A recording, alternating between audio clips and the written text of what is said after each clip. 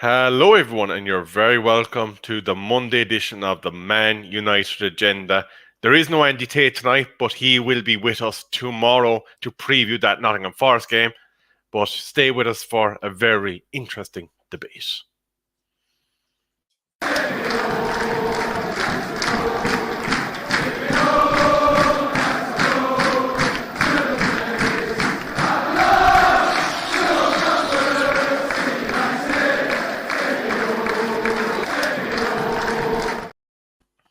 I am, of course, joined by the learned defensive coach of the Man United Agenda, OMONDI Juma. OMONDI, we are at the point of the season where there's less than 26.5 hours remaining in the January transfer window, possibly the last 26.5 hours of the Glazier ownership. But before we get into all that, how are you feeling today, buddy?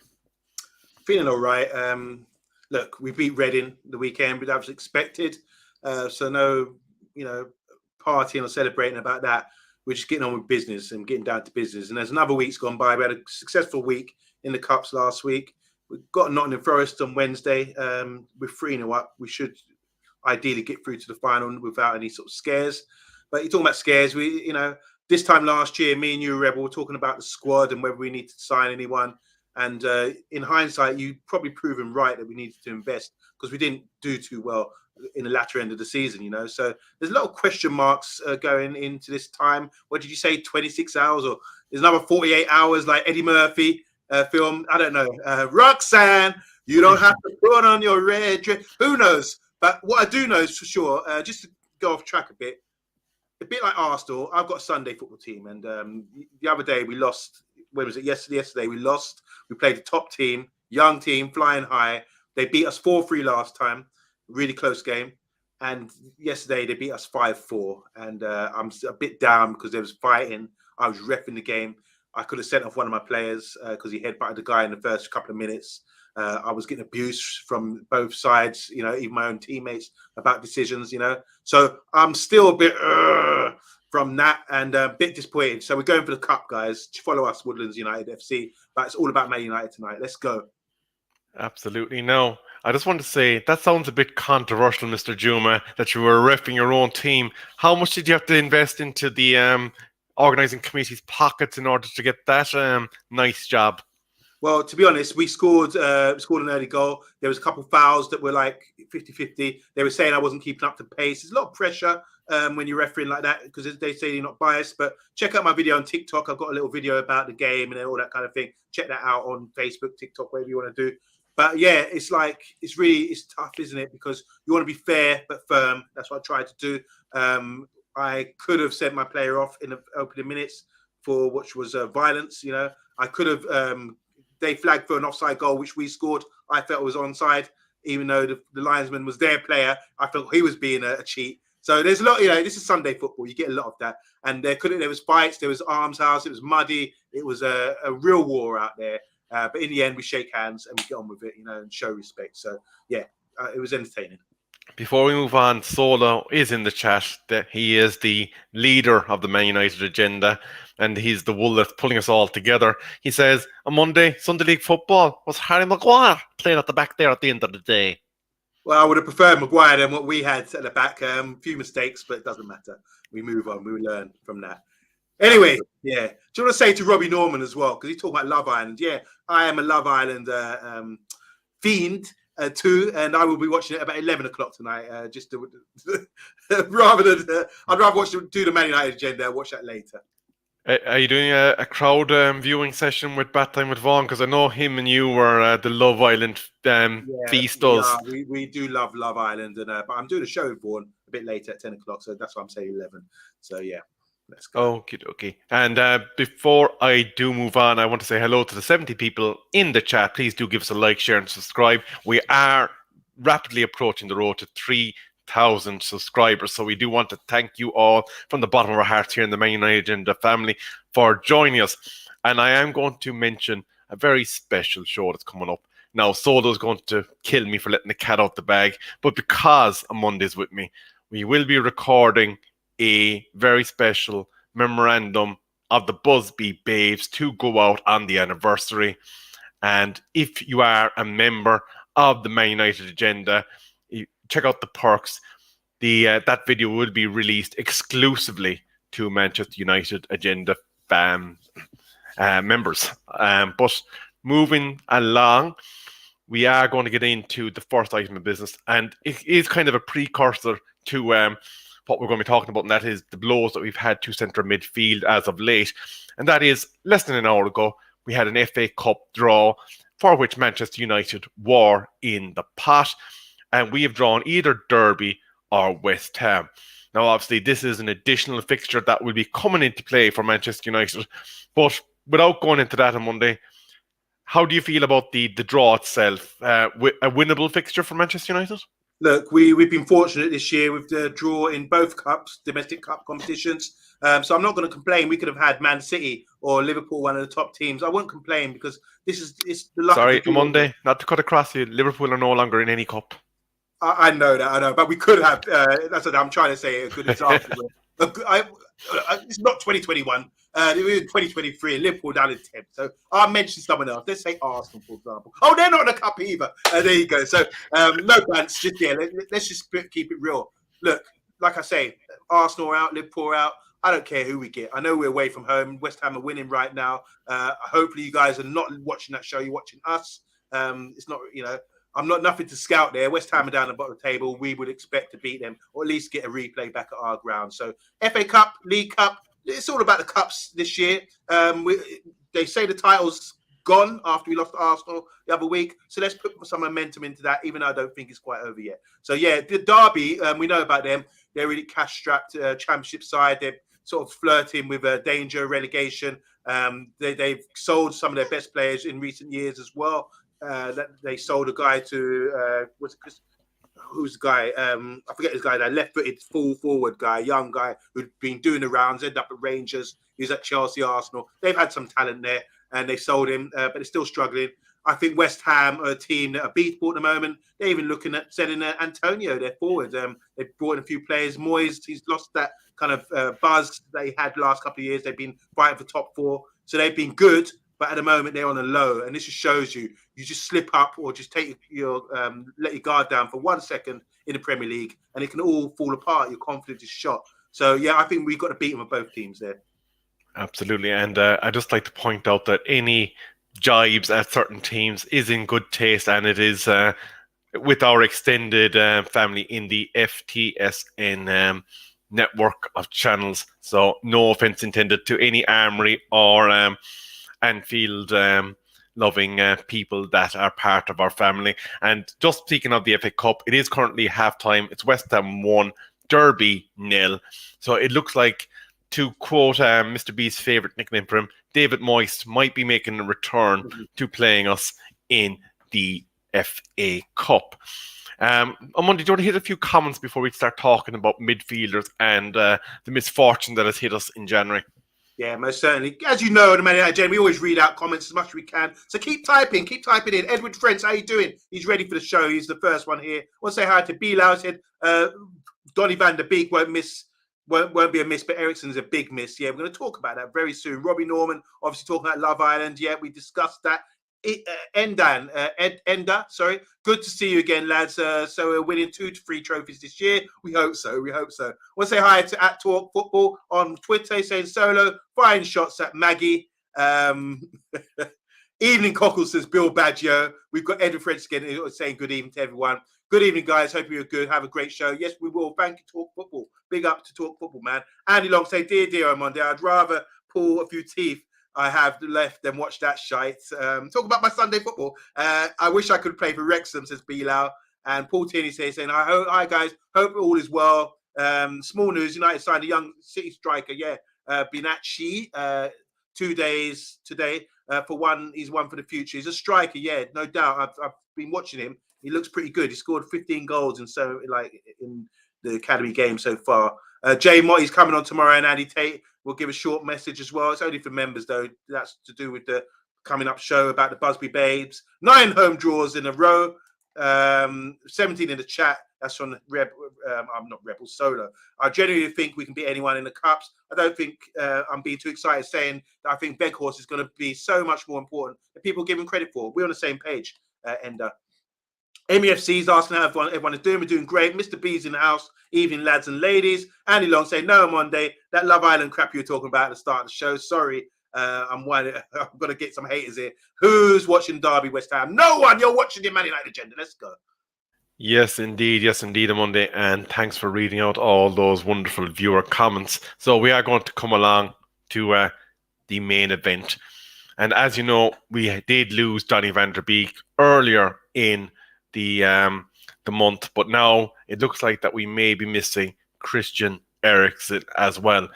And as you know, on Monday, it seemed like the injury to Donny van der Beek seemed to fly under the radar, but there wasn't a lot of talk about it. There wasn't a lot of thought put into the significance of an injury. But when it's compounded by another injury in the same position so shortly after, it does put a fresh perspective, a fresh spin on how you look at this event and where the fear for the remainder of the season would lie if there's additional, I suppose, resources lost to central midfield injuries. But obviously there was a lot of controversy around the Andy Carroll tackle and as to why there was no action taken against him for it in the first place. We won't get into the be all and end all of the refereeing decision, but just kind of broadly speaking on Monday, what is your feeling in terms of where we stand now with resources in central midfield without Erikson and Donny van der Beek? Good question. Look, first of all, about the tackle, Andy Carroll weighs about 16, 17 stone, which heavy for a footballer. He's a big lump. And going in like that, it's going to hurt regardless. And he played on. He didn't come off the pitch straight away. So I'm hoping it's not as bad as the crutches and all that image looks to us. Erikson, as you know, I'm a big fan. I think there's no one who can replicate what he does. Same applies for Casemiro. There's no one can really replicate what he does. What will happen with Donny van der Beek, right? We play a 4-2-3-1. There's two guys in the pivot. It's usually Casemiro and Erikson. You see them there. And Bruno plays ahead, doing his thing up front. Or I say up front, but he's literally up front a lot of the time. He's the one making the runs in behind a lot of the time. And turning up all over the pitch. So Bruno can't be replicated. We've seen when Bruno was rested, it was Mainu who come in. So Donny van der Beek will usually be the guy that comes in to replace Bruno. But now they've gone down the ranks. They've gone to Kobe. Say, Kobe, you're the man. Can you replicate this job? We want to get him behind. We saw that against Charlton. Without getting behind, do the Bruno role and link up with the play and play in this sort of compact area of space, get spin off, go in behind. But he's a guy who likes to get the ball to feet and have his head up and have the play in front of him. So he needs to adapt that if he's going to be. So beyond Bruno, our replacement is Kobe at the moment. Then, because Donny's out. Now we've got Christian Erikson, who's out of the game as well. We play two pivot guys. We've got Fred. We've got McTominay. We've got Casemiro as well, who's fantastic, by the way. So there's three players for two positions. You would like to have two guys in each position when Erikson was fit. So now we've got a bit of a problem because Erikson might be out for a period of time. Who knows? What do we do? Well, I think he goes with the same thing, what he did with Kobe. He calls up someone like Zidane Iqbal, who I think is a perfect replacement. Like I said earlier, I don't think anyone can replicate exactly what Erikson does. But if someone who likes to get the ball, pop it off, feet, not afraid, it's Zidane Iqbal. We've all saw him pre-season, what he's capable of, his ball playing skills, his awareness, looking up, always plays forward, touch, control, neat, very neat, tidy player. He's the sort of player, if anyone in the club could replicate Erikson, it would be him. Granted, he's not physical enough, but nor is Erikson. So he needs a lot of protection out there. I don't mind having one or two youngsters in an experienced side of senior players. They will blend in. If you start playing 3 or 4 youngsters, that's when, like against Charlton, that's when you see a bit of vulnerability. So what you guys say in the comments, I don't know, but I'm going to be asking you guys in the comments as well. I think, and I'm going to put my head out here, I think we can get away with Erikson. If it's 3-4 weeks, I think get away with it, despite playing every 4 days, we're playing Zidane Iqbal as backup. Because of 2 reasons. One, we might drop off a little bit, but from having a youth player in there, but there's protection. There's protection there. Second reason, he will start getting experience. So when do you start playing these guys? He will start getting experience by coming in. And I think, do you trust him, guys? Do you trust him, Rebel, to come in and do that job? Do you want to see players develop at the club? Do you want to be brave and bold and say, here's your opportunity to step up like Kobe Maino's been given a slight chance to cover Bruno's role? I think it's quite more than capable of going through the season with those players there. You've got to be there to be great. And I think if we're not going to spend any money, which is only a few hours now, the clock's ticking, hello's nearly window shutting, we need to start looking at the depth of the squad and say, Zidane, we're looking to you, bro. This is what we want you to do, represent. And I'm sure he can do it. Now, on Monday, I am getting a dreaded sense of deja vu. I am coming back into last January, and I think we're going to nearly be replicating an old format that used to be on this channel by the name of Studs Up, because I think we're going to come to a little tete-a-tete in terms of our viewpoint in this. Now, don't get me wrong, I am all for Ten Hag and he bringing through the youth. That's what he's done quite successfully in Ajax, and it's well documented. However, what I do fear in regards to this style or this dependency is not bringing those youth players in when he is choosing the platform to put them on, when he is preparing them to get them into the mindset to face these games. It could be a situation where, God forbid, Fred goes down injured now, that you have no choice but to throw on one of these youngsters because there's nobody else on the bench that we can shove on. And then you are putting a lot of weight, a lot of pressure. You haven't prepared them for going in at that stage of a game. And when you are in the heat of battle in this top level of football, it does not always necessitate that a result will come out of it. And this is where I think it is nearly imperative that we have to assess rapidly just how long Christian Erikson is going to be out for. If you're talking about the matter of covering 3 to 4 weeks, that is one thing. But if you're looking beyond that, or even if, God forbid, his season is over like Donny's, we are in a very tricky situation. Now, what I do want to say about the transfer window is obviously a certain Cristiano Ronaldo. He has left the club and we've made a significant saving on his contract. Now, what we have been seeing from Manchester United in the media as of late is that there's talk of all this wonderful salary caps to bring everybody into line and to keep harmony in the squad. There's talk about the wonderful identification of players that are going to be sold in the summer to generate funds to get targets that Ten Hag wants. There's talk about how they're going to get a top quality jersey sponsor to replace our outgoing sponsor. There's all this wonderful, beautiful literature that has been put together by personnel that, if we are to believe the reports that Manchester United and the Glazers are beyond the point where they can retract from a sale, this is coming from an executive that might not necessarily be in a position to make any of these decisions when push comes to shove, if the club is sold 1 month, 2 months, 3 months down the line. So it just seems like, for me, a deflection tactic from wanting to actually redistribute that 12, 13 million pounds that we've saved on the Cristiano contract, because there's a lack of care and negligence in the executive, and they're tying a hand behind the back of Erik Ten Hag. We've seen a player today move from Juventus, McKinney, very good, very tenacious midfielder. The price of his loan, 1.2 million euros. That is absolutely nothing. And even if he never saw a minute off the bench for Manchester United, it gives you that sense of confidence, that sense of, if something does happen, this guy is there, he will come in, he can do a job, and he's not going to do a whole pile wrong. Now, to quote Paddy, he may not be a grade A superstar, but if there's a player that's not doing a lot wrong, surely that then gives a buffer between your starting 11 and those young players that you want to protect and nourish into the team in the proper manner.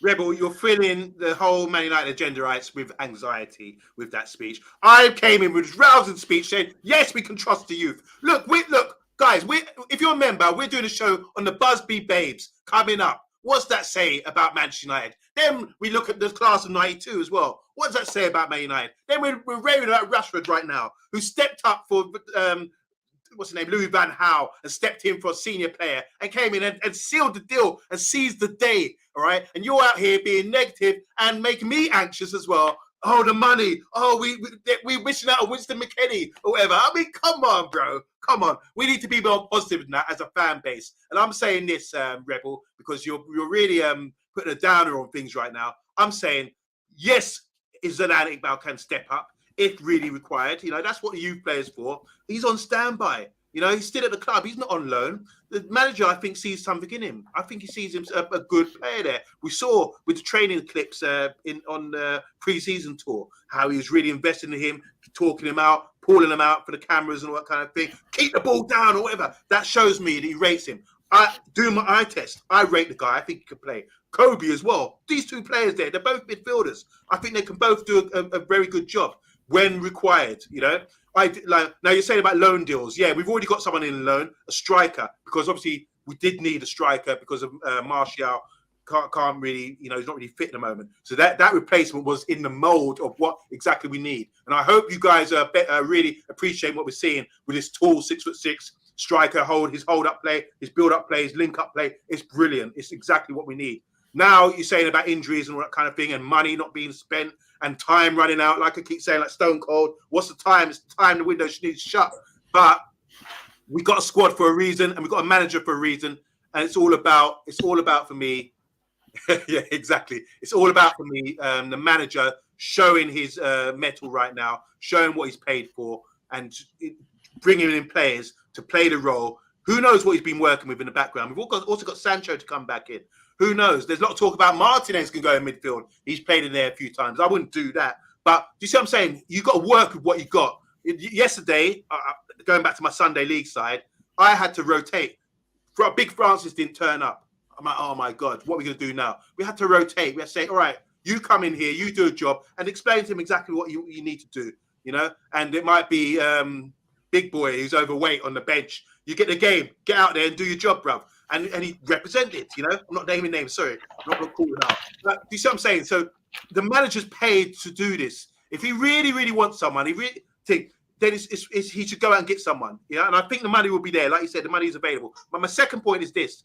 We're talking about signing someone maybe. I'm talking about loan. I'll accept a loan. But don't sign anybody. Wait until the summer when the money's there, the club's been sold, and we can sign the right player at the right time. To buy someone now is like emergency. Ring, ring, you know, 911 or 999. We need someone emergency. No point bringing in a signing like that. That's whack. We're doing all right. We've got the system wins games. All right. Get a player to come into the system, whether it's a youngster who's been there for a long time since June with Ten Hag, who will come in and slot in and do the job. So once again, endorse the youngsters, Busby Babes, class of 92, all the way up to Rashford. These boys, this is what they do. And the new boy coming up as well, the new striker. We've got a lot of youngsters there who can come in and do the job. You'll be surprised, Rebel. We will do another show, guys, when we're going to be a clap back in Rebel's face and say, remember we told you you were worried that someone couldn't come in and step up. Here, look at this guy doing the business for us right now. On Monday, I hate to bring up the trials of the past, but we had this rousing speech, this State of the Nation last year, and unfortunately, when push came to shove, the rebel man proved to be right, and he hated being right.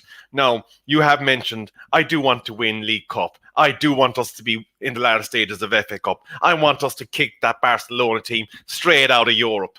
But I do fear for the resources, because while I love seeing these young players being brought into the team, I do not want to see their introduction being forced on Ten Hag because of a situation that has occurred out on the pitch, and that he has to throw them in rather than prepping them and putting them in as he has been. Like, we have seen a quite successful integration of Garnacho into our starting 11 over the course of this season, but he's deploying him when he feels the right time to deploy him is, not because somebody on the wing like Rashford has got injured and he's had no choice but to throw him in. That, I think, is the key difference in the way that we're approaching this integration of the youth. Now, the second thing is, you did mention there are 4 competitions still that we are fighting for something in. We're fighting for top 4.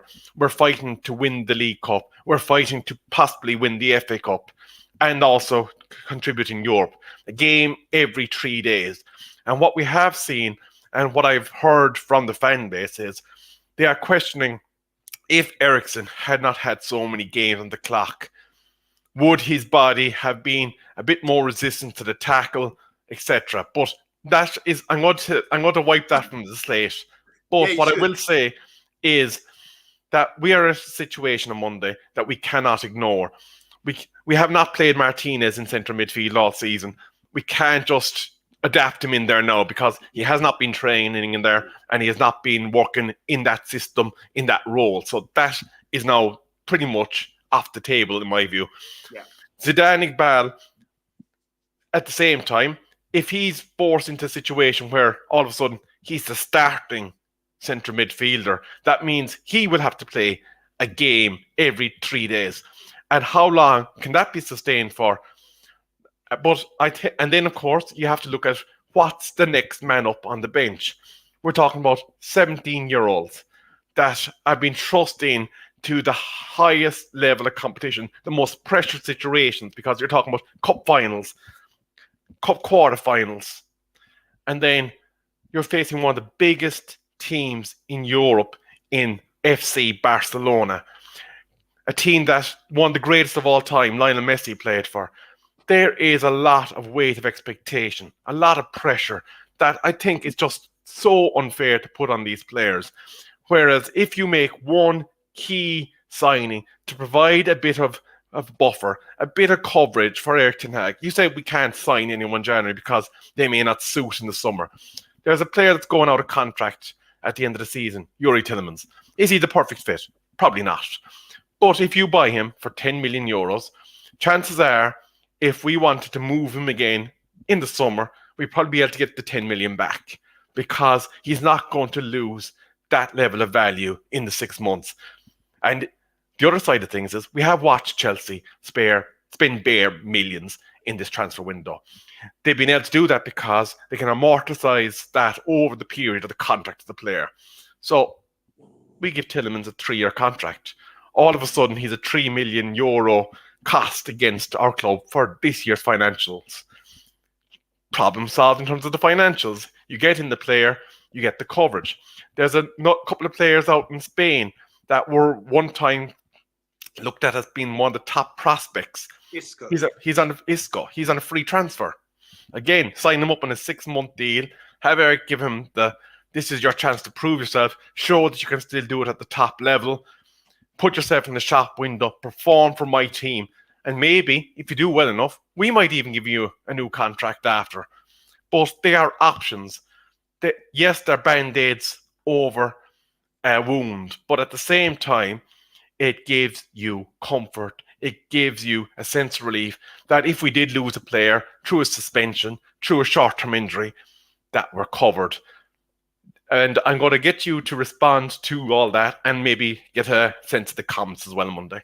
Yeah, I will go to the comments. Guys, come bring the comments in. 29 in the chat. I know you all agree with me. I know you can feel my passion here compared to the darkness. Look at the dark. I'm in the brightness and this man's in the darkness, bringing us down, complaining, moaning about the money and about the squad. It's going to crack the issues, you know. He's bringing drama. I'm not about drama. I'm about the Man United squad, knowing, having trust and faith in young players. If you're young enough and good enough, it doesn't matter. Youth will prosper. You know, that's what we've seen. We've seen players like Bellingham just blow it up because he's given the opportunity. Do you understand what I'm saying? So you're talking about Tielemans. That's a good shout. Obviously, he's going for free. He's proven Premiership player. Cost a lot of money from Monaco a few years ago. Came from Anderlecht as well. Good quality player. He does use the ball well. I've seen him play deep. I've seen him play as a 6 or 8. Very good, talented player, proven. No doubt about that. Is he the one we want going forward? I don't know. There's a few concerns for me. He's not been playing a lot for a long time now. Maybe because he wants to leave. I don't know. He's running out of his contract. Maybe the manager wants to look at someone else. Maybe he's got an attitude problem. Who knows? Maybe there's something else about him. You know, we need to know this. Why aren't all these other clubs, if he's such a talented player, I saw him score a rocket against us a couple of seasons ago for Leicester. If he's such a talented player, why has he not been snapped up? Why aren't people talking about him daily? We check out the news every day. I don't see that happening. So it could happen. Who knows? But I'm not about that. That's to put a block on someone developing and coming through. I'm not about that for Man United. The other guy, Isco. Wow. If this was like 2012, 2013, whatever, I'd say, yeah, that's great. He's a great player. Plays sort of like in Rashford's position, out on the left. Big up to Rashmano, by the way. Thanks for the dough the other day. Love for you.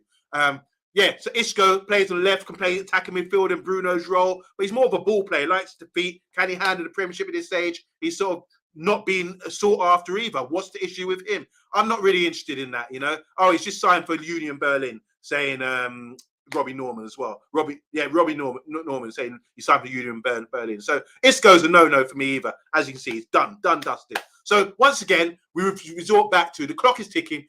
Let's just leave it with the youngsters. If it's not like break in emergency break glass, get a stupid player to come in for a short period of time. You can't do that. Just bring in. It's a conveyor belt. If you're a well-run club, the conveyor belt is who's next. Let's speak to the academy. Well, Ten Hag's apparently running the academy now, or he's bringing it all closer together. He should know. All right, I know who's next in the pecking order. I'm going to bring this guy in through next and show the world that you can step up on the biggest stage. And I think this is what it's got to be about. You know, come on, guys. If you're Zidane Iqbal, how are you going to feel when you see Kobe getting love? All right, because he's playing in that number 10 position to cover for Bruno and Donny van de Beek. And then a number 6 or a number 8 position comes available and you don't get no love, they decide to bring someone else in. No. Zidane Iqbal's got the talent to do it. We're looking at Hannibal Medri. I was listening to a podcast with Ben Foster the other day, and he was talking to Troy Deeney at Birmingham City, and he was saying these Man United players, this is what he said exactly. He said these Man United players turn up on loan and they've got professionalism already. They listen. They're respectful. They're not about that wild lifestyle, you know, raving, girls, all that kind of thing. They're there to learn football. So there's something about the Man United players coming through the ranks. They're obviously given a test before they come before we even sign them. Like the Cardiff youngsters, the striker today. We've done our homework on him to say, is he suitable for the club? Yeah, he's talented. There's so many great talented players out there, young players out there. But has he got the credentials? Has he got the Rashford point to the head, mentals? Do you understand what I'm saying? So I believe that Zidane Iqbal's got that. That's why Hannibal went on loan and Zidane Iqbal probably stayed. So I might be wrong about this, but I just we do invest in youth, and I think will continue to do that. I'm going to come to the comments now, guys. There's so many, 33 in the chat.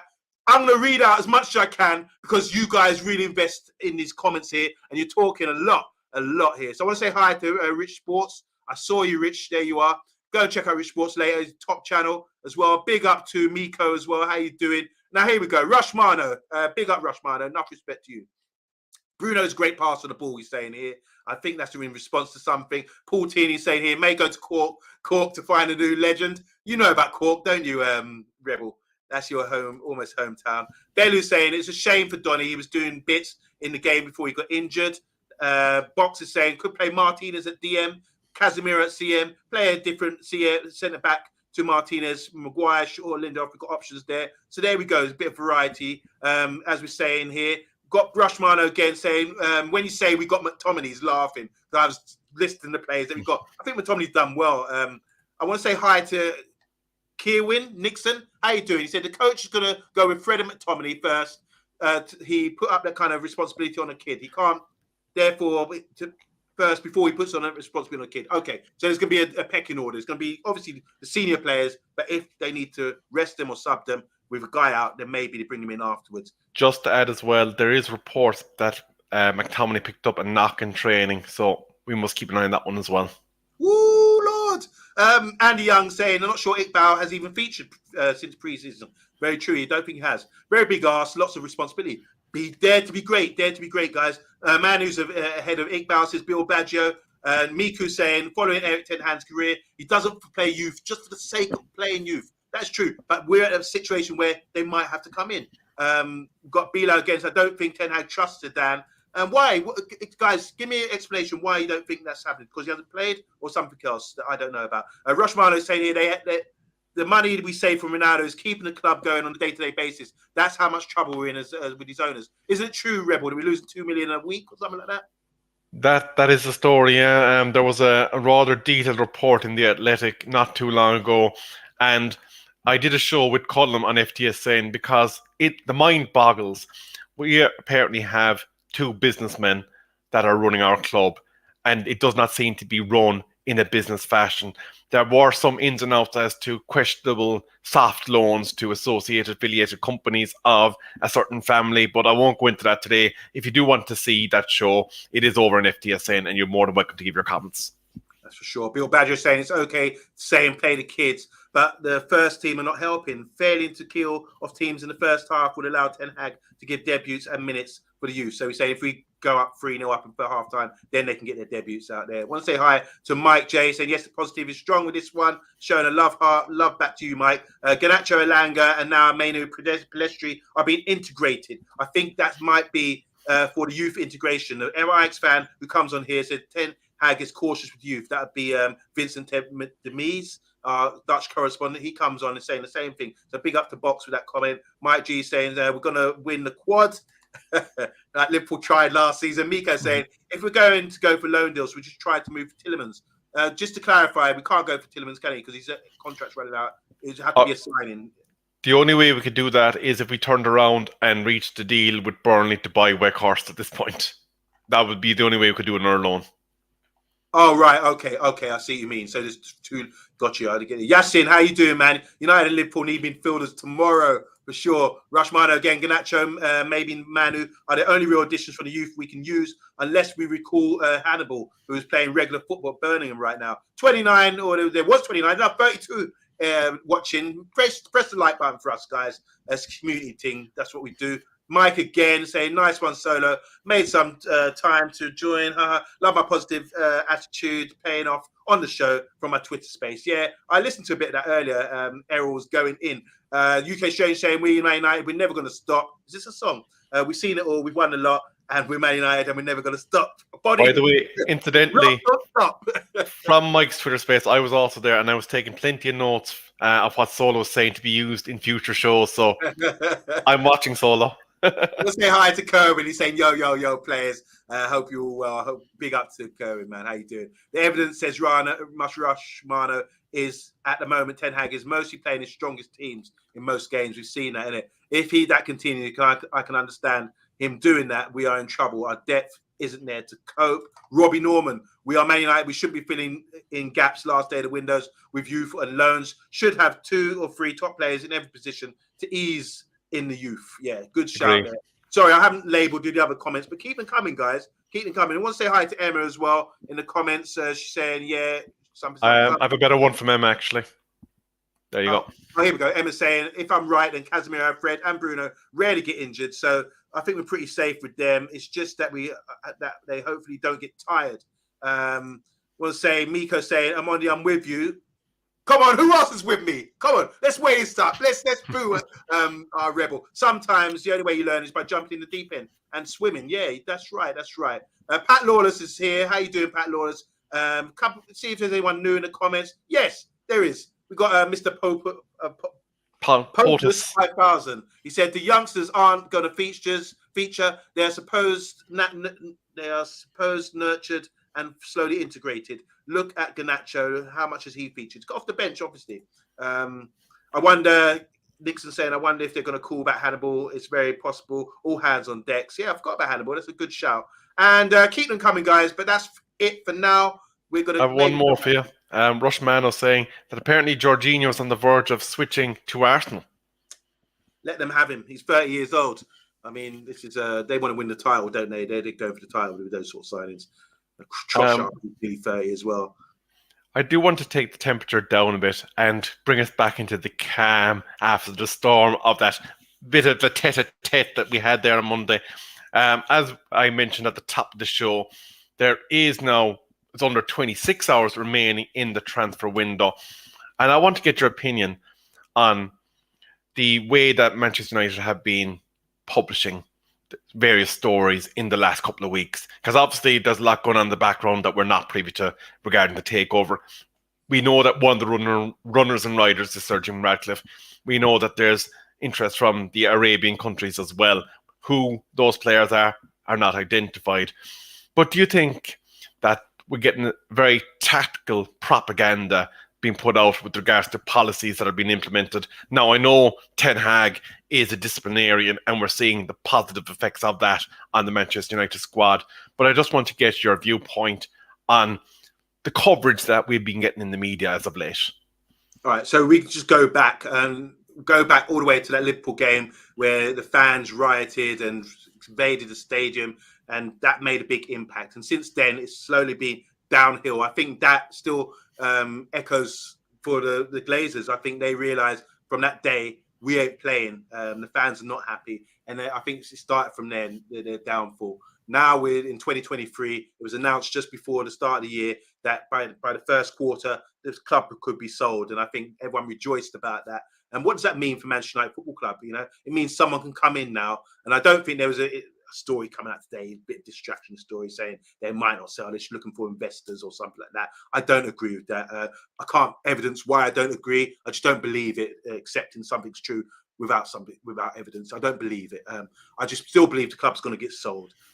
We've already got someone declaring their interest, waving their flag to say, yeah, I'm ready for this. And that would be our man with his pharmaceutical company and thing to ready to take over. Like you said, there's other suitors as well in the Middle East and the Middle East, actually, that's it. So let's see how it transpires. I think there is no transfer window when it comes to signing, buying a new club or whatever, or take over. This will take time in good course. And I think you'd have to get an expert like yourself, Rebel, to really respond to this, because this ain't my thing. I like the football on the pitch. You are the expert as well on the pitch and off the pitch when it comes to these sort of things. So I don't think the investors, it's not going to be investors' issue. It's going to be about someone buying it. I just think people have already made themselves known. There's people in the background working behind the scenes to maybe prepare something. And I think we will know something very soon. So watch your space. But also, don't let that distract, because what I don't like, what I've never really understood is, how does it affect, it's the selling of the club, which is the reason we lost the game, or we didn't get top four because we were selling the club and I don't see how that affects the players. Let the manager, from the manager down to the squad and the under 18s and the youth under 23s, he managed that.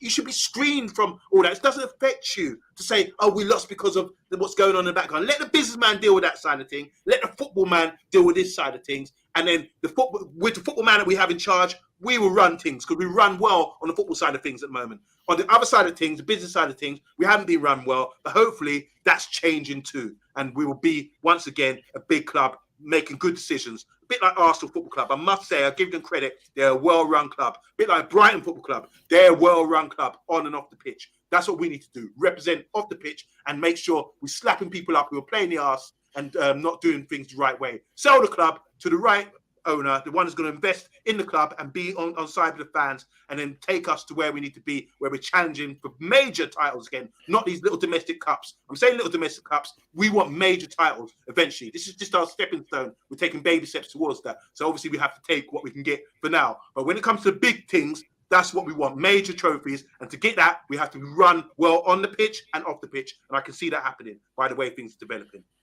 Rushmano is coming with a very interesting comment that the Glazers have asked all potential investors, I presume when he says investors that he means people that would have facilitated the Glazers to remain prior to the takeover talks, to sign a non-disclosure agreement.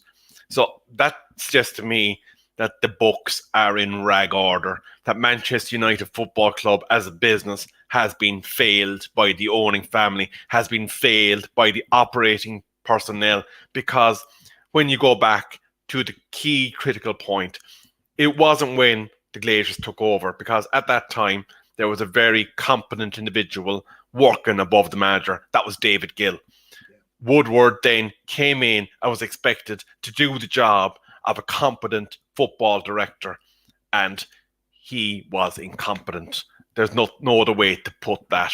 And where we are now is as a result of greed to get dividends and do whatever they wanted on the business side, compounded by poor investment of what was a substantive amount of money in the playing squad. If you said to me that we'd have spent over £1 billion in transfers since Ferguson left, that our squad would be in the state that it is now, I'd have said on Monday, I'm going to take you down the road, drop you off at the nearest money farm, because you're absolutely gaga if you think we're going to be in the state that you are outlining to me, having spent over £1 billion. Yeah. But that is where we find ourselves.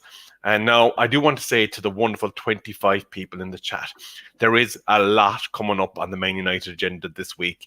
Andy Tate will be returning tomorrow, along with my guest here, Mr. OMONDI Juma, and the gaffer Solo, and the host of the Friday Night Takeaway, the king of cool, the master of broccoli, Mr. B, to preview the second leg of that Nottingham Forest semi-final, which will be a live watch along on Wednesday, followed by, of course, a reaction show. And I believe I did see there's going to be a debutant, and he was in the chat earlier, Mr. Talk Football. So we do look forward to welcoming him onto the channel. Thursday, then, as it stands, there will be I suppose, a wrap up of what's going on in the papers, any stories that are trending. And on Friday, we will be back to doing another preview, because obviously we'll be back in action against Crystal Palace on Saturday at 3 p.m. looking to right the loss of 2 points in the opening fixture against them. And as always, the Friday Night Takeaway. You know it, you love it. And of course, grab that takeaway and check in with the lads at 10 o'clock. Now, on Monday, any final words to the wonderful 28 people that have been liking and sharing, commenting? Guys, alas, Smith and Jones, you've seen the two of us bumping heads tonight. We'll find out in the next 24 hours who's right and who's wrong. And maybe by May, we'll be conclusive to see who was right and who's wrong. I think Rebels got 1-0 up on me after last season. He predicted we should be making more signings in the January transfer window to really push on. I said no, and I'm saying no again. I was proven wrong last time. I think this time we're better prepared because we've got a good manager and we're in good shape. So what do you guys think? After the show, make sure you write in, comment on the show on YouTube, and we will respond, myself, Rebel, and all of the team at Man United Agenda. Really do appreciate you tuning in. Like I say, there's more to come, and the transfer window closes tomorrow, and we will be covering that as well. So let us know your thoughts, guys, and big up. Thanks, everyone who pressed the like button. Yes, indeed. And do, if you are, actually, just a quick update, West Ham 2 Derby now, so it looks like it will be West Ham in the FA Cup. But if you are interested in hearing the show surrounding the commemoration of the Busby Babes that will be going out on its anniversary, please do have a look at our membership perks, because we will be releasing a very special commemorative video with messages from Jay Motti and our very own Andy Tate included in that show. And just as I spot him coming in late, Kerwin, how are we doing? Vincent Bullock, how are we doing? And MUFC, how are you doing? A very poignant message to end on. But that's it from us tonight. All the best and enjoy the rest of your week.